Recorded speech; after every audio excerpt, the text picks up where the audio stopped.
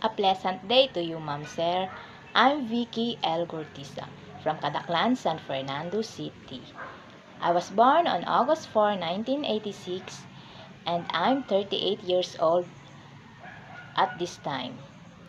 I'm married and I have two children, ages 17 years old and 15 years old. I work here in the Philippines for 8 years. Started on March 2017 up to now.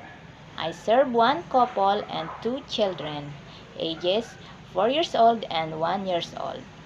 Ma'am, sir, my duties and responsibilities was cleaning the house, cooking, washing clothes, and taking good care of the children. Ma'am, sir, I'm willing to take good care of a newborn babies and teach them how to read and write and English. I want to work to Hong Kong for the future of my family and my children.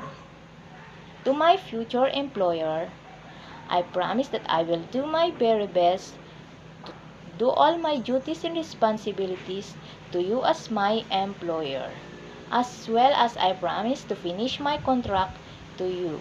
Thank you and God bless.